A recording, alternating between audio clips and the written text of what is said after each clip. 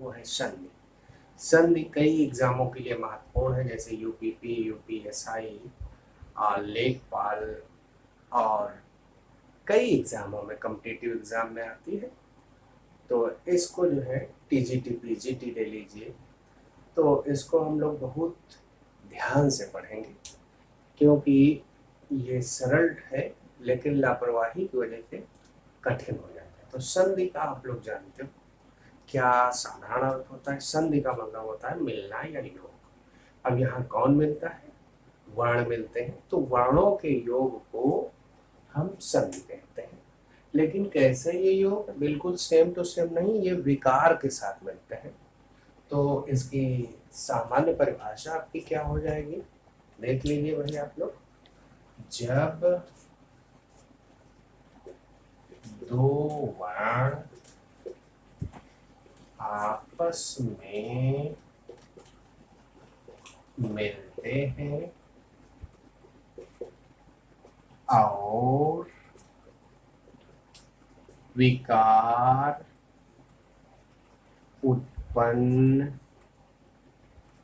करते हैं, इस विकार युक्त मिलन को संधि कहते हैं। इस विकार युक्त मिलन को संधि कहते हैं। अब इसके उदाहरण देख लीजिए। जब उदाहरण आप देखेंगे तो ये बात और स्पष्ट हो जाएगी। जैसे पहला उदाहरण देखिए भाई, 9 धन 1 बराबर नाभिक। अब दूसरा उदाहरण देखो भाई, ऊत धन नति, ये हो जाएगा उन्नति। फिर और आपके उदाहरण लिए जा सकते हैं, जैसे हरि धन चंद्र, ये हो जाएगा हरिश चंद्र। अब 3 उदाहरण ये हमने आपको दिए, और ये विचार किया जाए तो पहला उदाहरण है स्वर संधि का, दूसरा उदाहरण है व्यंजन संधि का, और तीसरा उदाहरण है आपका विसर्ग संधि का। तो पहला जो आपने उदाहरण देखा ये किसका है? स्वर, व्यंजन और विसर्ग। तो एक निष्कर्ष निकल आया भाई, संधि के प्रकार संभव है या होते हैं। तो अब अगली हेडिंग हो जाएगी संधि के प्रकार। इसको भी आप लोग नोट करते हैं, कॉपी पेन हाथ में है तो अच्छी बात है, नहीं तो ले लीजिए। संधि के प्रकार। हिंदी में संधियां कितने प्रकार की होती है भाई? 3 प्रकार की होती है।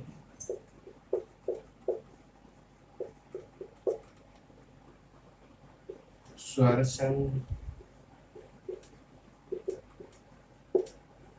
दूसरी है आपकी व्यंजन संधि, और तीसरी है आपकी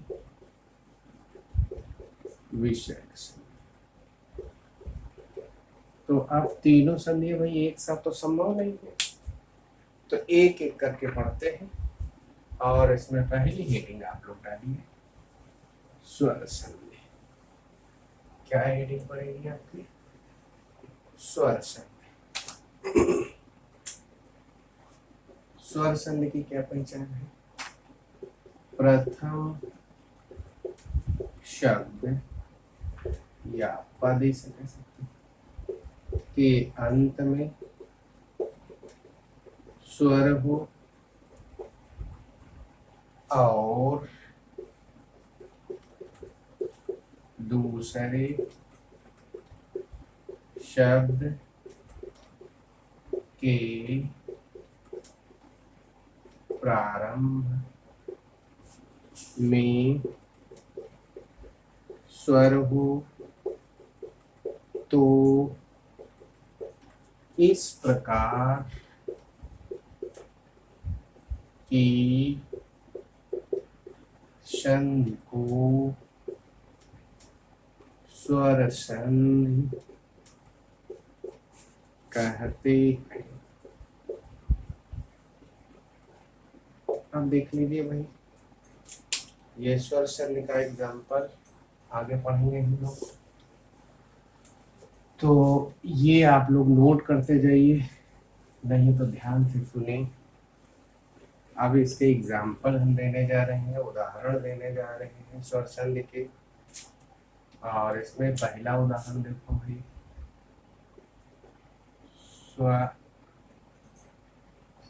पहला उदाहरण ले लेते हैं 9।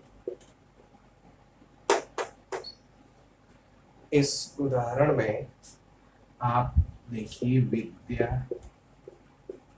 धन आलय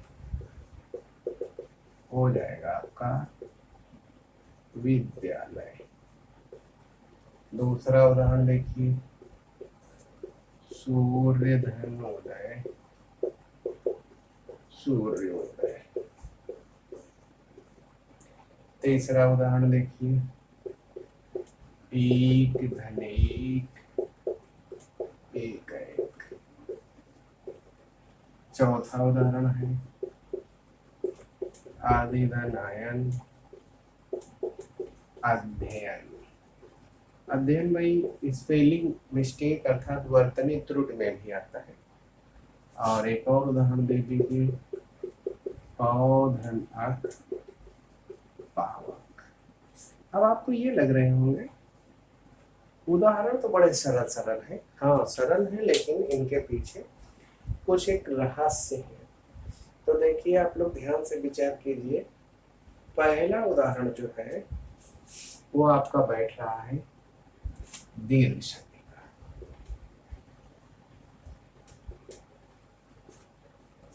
दूसरा आपका बैठ रहा है गुण संधि का। ये स्वर के भेद हैं भाई। और तीसरा है आपका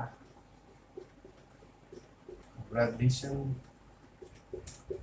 ये सब ऐसे आप दिखा सकते हो। और फिर ये आपका बनता है यण संधि। और लास्ट में ये है अयादि संधि।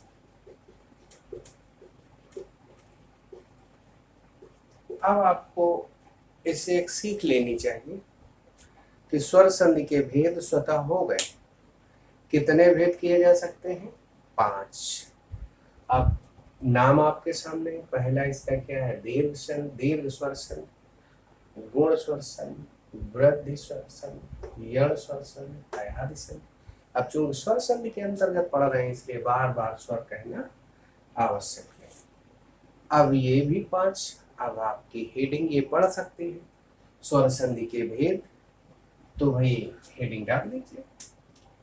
हेडिंग आपकी हो गई स्वर संधि के भेद। अब ये देखो हमारे पास पहले से लिखे हुए हैं स्वर संधि के भेद कितने? निम्नलिखित 5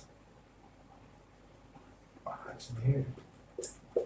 और ये आपके 5 हो गए। अब इन 5 का अध्ययन भाई एक साथ तो संभव नहीं। अब हम लोग क्या करते हैं? एक एक का अध्ययन करते हैं। तो स्वर संधि में पहली संधि जो हम लोग पढ़ने जा रहे हैं वो है दीर्घ संधि। दीर्घ संधि। दीर्घ संधि की पहचान देख लेते हैं हम लोग। प्रथम शब्द के अंत में आ इ ई उ ऊ तथा री आए और दूसरे शब्द की प्रारंभ में समान स्वर आए तो इन स्वरों का दीर्घ रूप हो जाता है। अब देखो भाई कैसे दीर्घ रूप हो जाता है। जैसे आपका ये उदाहरण होगा आ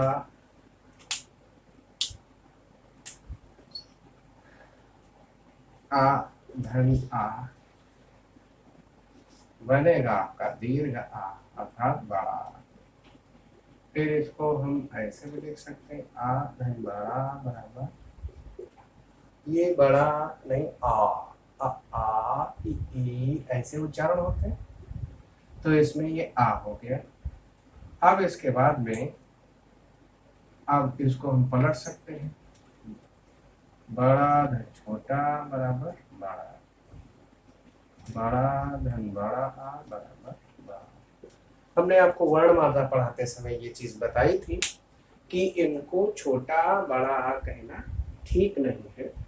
इनका उच्चारण आ ई उ इस तरह होना चाहिए। लेकिन आपको समझाने के लिए, आपको अच्छे से बताने के लिए ये मैं कर रहा हूँ। ये मत सोचना कि मतलब जो है ये चीज आपको पहले बताई जा चुकी है। तो यहाँ पर अब इसी सीक्वेंस या इसी क्रम में हम लोग उदाहरण लेते हैं। देखो अब इसका उदाहरण पहले लेते हैं। स्व धन अर्थी, ये आपका हो जाएगा स्वार्थी। अब यहाँ पर दूसरा उदाहरण ले लिया, पुस्तक धन आलय बराबर हो जाएगा पुस्तकालय। अब ये पार्ट आपका जो है ये विच्छेद कहलाता है, ये जो जुड़ रहा है ये संधि कहलाता है। और संधि वाला टॉपिक आप क्लास 6 से पढ़ते चले आ रहे हैं। ऐसा नहीं है कि इससे आप अननोन है। जो इंग्लिश मीडियम के लोग हैं उनकी बात अलग है, हिंदी मीडियम वाले चाहे यूपी बोर्ड के हो चाहे सीबीएसई आईसीएसई के हो, 6 to 8 हिंदी सबने पढ़ी है। तो अब देखिए इसका अगला उदाहरण देखो, विद्या धन अर्थी विद्यार्थी। और यहाँ पर अगला उदाहरण है विद्या धन आलय बराबर विद्यालय। आप लोग ये न सोचिए ये सरल उदाहरण है, ऐसा नहीं है। अभी जब हम एक्सरसाइज कराएंगे तो इससे और मजबूत वाले उदाहरण देंगे। लेकिन हम पहले ये मान के चल रहे हैं कि आपको जो चीजें नहीं आ रही है पहले आप उनको सीखें, और जो अगर आप जान रहे हैं तो बहुत अच्छी बात है। और हम मान के यही चल रहे हैं कि आपको सब A to Z बताना है। चलिए भाई अब अगला उदाहरण ई वाला लेते हैं। अब ई में क्या होगा जानिए, देखो भाई ई धन ई ये बड़ी में कन्वर्ट होगी, बदलेगी, फिर ई और बड़ी ऐसे करें। मतलब कुल मिला के जैसे आ का सीक्वेंस बताया था ऐसे ई का रहेगा, ऊपर रहेगा। तो देख लीजिए अब इसको हम इधर ले आते हैं, बड़ी धन छोटी बराबर बड़ी, या बड़ी धन बड़ी बराबर बड़ी। अब इसी सीक्वेंस में उदाहरण ले लीजिए। अब देखिए भाई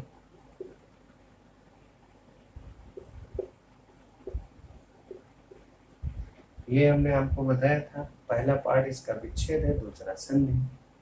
अब देखिए भाई ये आपका है कवि धनेन्द्र, दोनों तरफ देखो छोटी है, यह मात्रा के रूप में, यहाँ स्वतंत्र रूप में। और ये आपका हो गया कवींद्र। दूसरा देखो भाई, कपि धन ईश, क्या हो जाएगा आपका कपीश। आप देखो ये भाई आपका हो जाएगा मही धनेन्द्र, महेंद्र।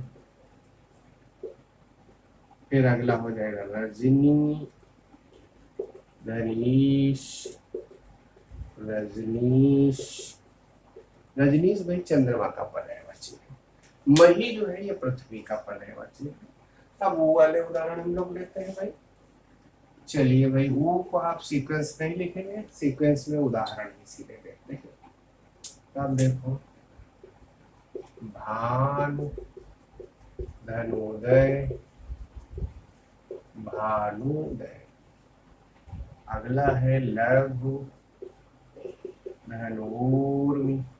पूर्व मतलब होता है लहर, लहर जैसे तरंग जो नहीं होती, आपका हो जाएगा लघु मतलब छोटी तरंग। फिर है वधु, धनोत्सव, वधूत्सव। अब अगला चौथा है बूध, धनूर्ध, ये हो जाएगा आपका घूर्ध। अब देखो भाई, छोटा ऊ मिल के बड़ा ऊ भानुदय में, फिर ये छोटा ऊ बड़ा ऊ मिल के बड़ा ऊ छोटा ऊ मिल के बड़ा ऊ मिल के बड़ा ऊ। और इस तरह ये आ ई ऊ में 4 तरीके से बदला गया। लेकिन री में भाई एक समस्या है। री में क्या समस्या है, यदि ये संस्कृत की संधियां होती तो इसमें दीर्घ री का बनना आवश्यक था, लेकिन हिंदी वर्णमाला में तो अब री का तो मामला ही समाप्त हो चुका है। तो अब वो संधियों का मामला है, क्योंकि ये हमको विरासत में संस्कृत से मिली है। तो कभी कभी ये हो जाता है दोनों की मैचिंग। तो आप लोग हमेशा याद रखें भाई, ये क्यों ऐसा होता है, क्योंकि वहां पर दीर्घ स्वर के रूप में री का स्थान अभी भी बरकरार है, और हिंदी में ये जो है समाप्त हो चुका है। तो जो अगर ऐसी बात है तो भाई इसको हम पहले समझते हैं क्या है। ये री और ये री बनना चाहिए ये दीर्घ री। अब इसका सिंबल ये है, इसका ये है, और इसका होता है ये ऐसे। जो अगर आप फिजिक्स का ज्ञान रखते हैं तो एप्सिलॉन जीरो के वो सॉरी एप्सिलॉन जैसा ही आपको दिखाई देगा। इसमें थोड़ा सा ये हमने कटिंग। अब होता क्या है, लोग जो है संस्कृत और हिंदी का उदाहरण ध्यान में नहीं रखते हैं, कहते हैं कभी हमको ऐसे लोग लगा देते हैं, कभी ऐसे लगा देते हैं। नहीं, ये स्पष्ट है कि हिंदी में बीच का में ये सिंबल नहीं लगेगा और संस्कृत में लगाना अनिवार्य है। जैसे अब एक उदाहरण देख लेते हैं लोग, पितृ धन ऋण। अब ये क्या हो जाएगा पितृ। अब हम यहाँ संस्कृत नहीं हिंदी पढ़ा रहे हैं तो हम हिंदी की जैसे उदाहरण देंगे, और जो अगर संस्कृत पढ़ाते होते तो हम संस्कृत की बात करते हैं। तो यही जो अगर संस्कृत भाषा में आ जाए उदाहरण तो ये आपका ऐसा होगा। लेकिन यहाँ क्या पढ़ रहे हो, हिंदी पढ़ रहे हो, इसलिए ये हिंदी जैसा उदाहरण रखिए और ऐसे ही रखना है। तो आपको अब क्लियर हो गया होगा, क्योंकि इस री को हिंदी में अब कोई स्थान नहीं मिला है हमारे लिए, चाहे दीर्घ है चाहे वो है, यही दोनों काम करते हैं या यही काम करते हैं। अब देखिए फिर आगे मातृ धन ऋण, ये हो जाएगा मातृ। तो भाई ये दो उदाहरणों से हमने बात को स्पष्ट किया, और इस प्रकार हर टाइप के एग्जाम्पल आपके पास दीर्घ संधि के हो गए। तो 4 3 12 तो 14 उदाहरण हमने दिए। अब आप लोग भी अपनी तरफ से कोशिश करिए। आप लोगों को हम अपना नंबर बता दे रहे हैं 8953616700। कोई भी त्रुटि हो आप डायरेक्ट आप बात कर सकते हैं, और बाकी आपको ऑनलाइन क्लास भी अवेलेबल है और आपको ऑफलाइन भी क्लास उपलब्ध है, और आपको जो सुविधाजनक हो आप क्लास ले सकते हैं, और बहुत ही कम धन में आपको जो है ये क्लास मुहैया कराई जा रही है। 500 रुपये में ऑफलाइन फुल हिंदी का है और 200 रुपये monthly online class live class के रूप में है। जो लोग इंटरेस्टेड हो तो इस तरह, बाकी वीडियो आपको मिलते ही रहेंगे। लेकिन ये है वीडियो में टाइम लगेगा भाई। अब ये टोटल हिंदी का वीडियो बनाते बनाते हमको कई पार्ट में जो है इसको डालना पड़ेगा, तो समय लगेगा। जो अगर आप समय अपना बचाना चाहते हैं तो आप सीधे संपर्क कर सकते हैं। एक बार फिर नंबर सुन लीजिए, 89 53 31 67 00। अब आगे हम लोग बढ़ते हैं गुण शब्द।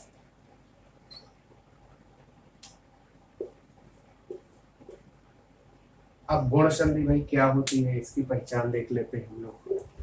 गुण संधि प्रथम शब्द के अंत में आ अथवा बड़ा और दूसरे शब्द के प्रारंभ में, देखिए भाई, ई अथवा ई, ओ अथवा ओ तथा री आए। री आए तो ई के स्थान पर ए, उ के स्थान पर ओ तथा री के स्थान पर आर हो जाता है। अब इसके एग्जाम्पल हम लोग लेते हैं। भाई देखिए, पहला उदाहरण है सूर्यधन इंद्र हो जाएगा सुरेंद्र। देखो ये आ और ई मिलके ए बना रहे हैं। दूसरा उदाहरण देखो भाई, सूर्यधन ईश सुरेश। अब देखो ये बड़ी ही आ गई। अब बड़ा ले लेते हैं,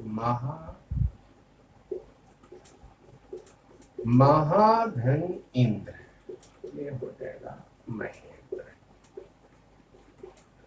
अब अगला है रजनी धनी, सॉरी दोस्त दोबारा देख लीजिए, रमा धन ईश रमेश। आप लोगों ने देखा छोटा छोटी ए, छोटा बड़ी ए, बड़ा छोटी ए, बड़ा बड़ी ए।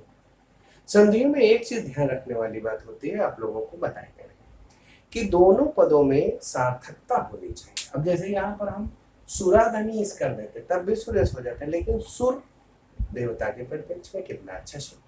और सुरा शराब को कहते हैं जो वास्तव में उतना अच्छा नहीं। ऐसे ही देखो, रमा धनीश रमेश और रम धनीश होता तब भी रमेश हो जाता है, लेकिन रम तो भाई एक शराब की वैरायटी है, तो उसको जो है नहीं जानना है।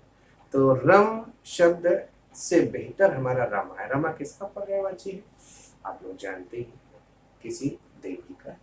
अब आपको दो विकल्प दिए हैं, बताइए लक्ष्मी का है या पार्वती का है। इन्हीं दो में से एक का है।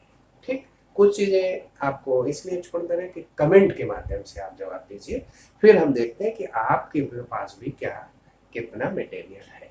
चलिए फिर आगे। अब देखो ये आ और ई की बात हो गई, अब आ और ऊ की बात कर लेते हैं। देखो भी आ और ऊ में क्या होता है, इधर सा मिटा देते हैं।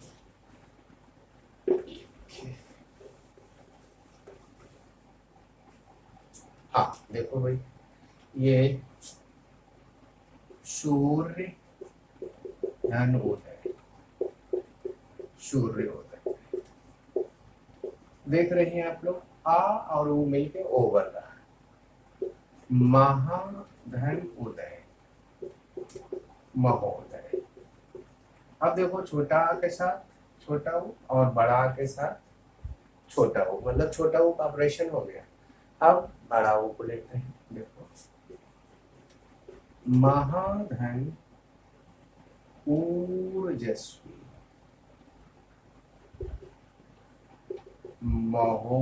महोर्जस्वी। महोर्जस्वी का मतलब होता है महान ऊर्जा वाला। और फिर दूसरा उदाहरण देखो, जल धन ऊर्ज हो जाएगा आपका जलोय। ये चीज आपने देख ली। ये किसके उदाहरण हो गए? आ के साथ ई का, और अब हो गया आ के साथ ओ का। बचा किसका? री का। देखो भाई, री वाले उदाहरण, देव, धन ऋषि, ये आपका हो जाएगा देवर्षि। फिर अगला है राजा, धन ऋषि, ये हो जाएगा राजर्षि। फिर ये अगला है महा, धन ऋषि, और ये हो जाएगा महर्षि। आप लोग जानते हैं देवर्ष किसका एग्जाम्पल है? नारद जी का है। नारद जी अपने समय के बीबीसी संवाददाता रहे। वो लड़ाते नहीं थे, न्यूज इधर का उधर कर देते थे, लड़ने वाले लड़ जाते थे। तो वो क्या है? अपने समय के संवाददाता। अब देखो, राजा धनऋषि, ये एग्जाम्पल हो सकता है वशिष्ठ जी का। और महाधनऋषि, ये जो है कई उदाहरण दिए जा सकते हैं इसमें। जैसे आपके विश्वामित्र हैं, या आपके जो है गौतम हैं, कई लोगों के नाम लिए जा सकते हैं। तो ये हो गया गुण शब्द। अब क्या बचा भाई? दी वो वृद्धि, यण, और अगला आपका बचा है अयादि शब्द।